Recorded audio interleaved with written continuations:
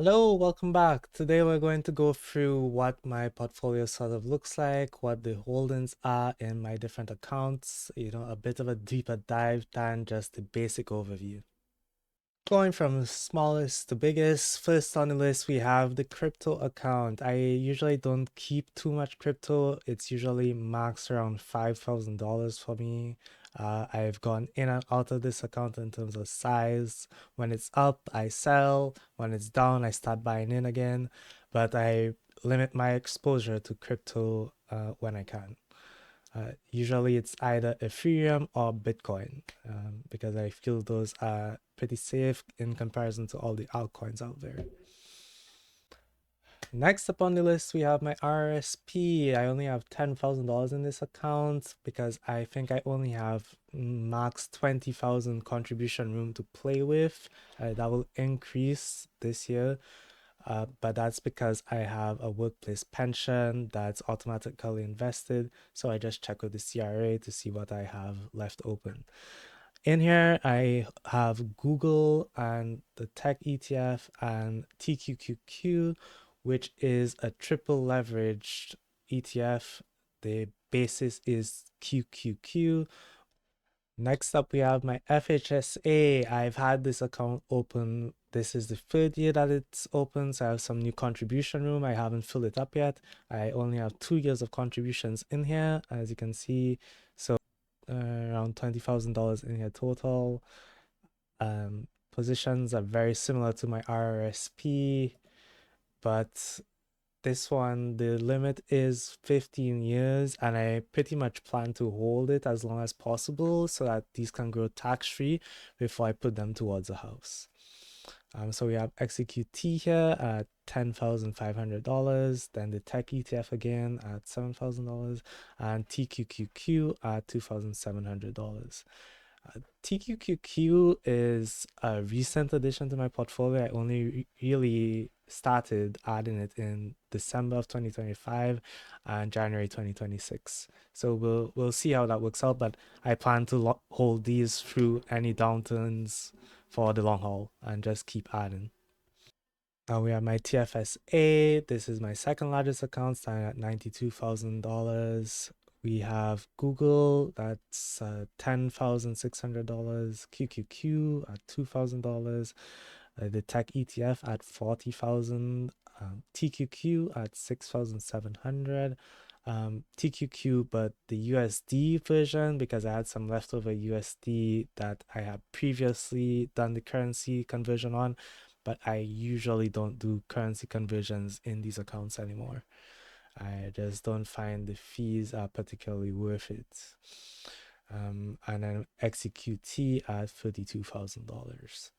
And this is a conservative for me because we have the XEQT, which is an international fund, sort of holding it down as a anchor. Now, my non-registered account would make an asset manager cry and ask me, what the hell am I doing? You were doing so well with all your other accounts, very well diversified and long-term hold accounts.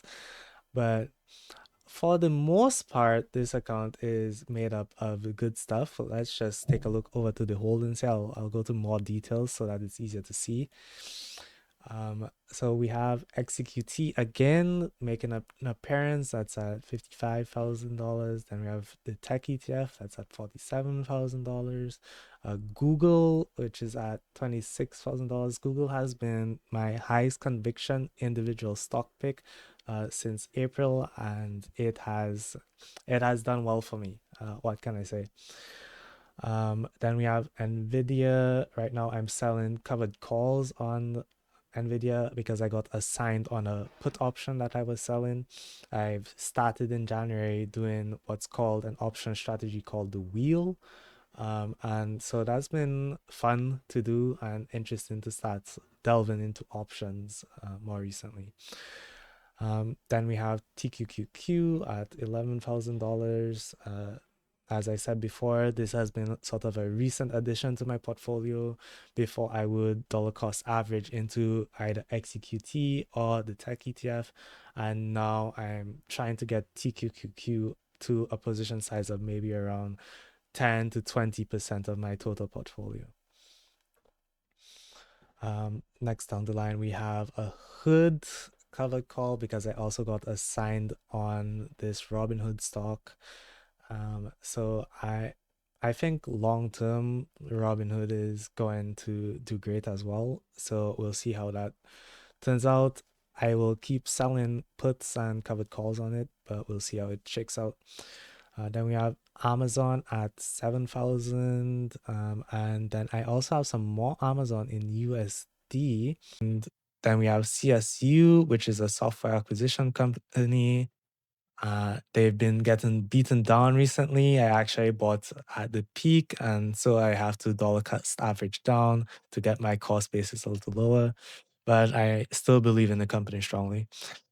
We have Adobe. This has also been beaten down due to AI fears, but they make money hand over fist, and I think they're pretty integrated and have a large moat.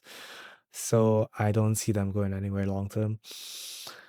Then we have QQU, which instead of being a triple leverage ETF like TQQQ, is a double ETF. That's why it's only two Qs instead of three.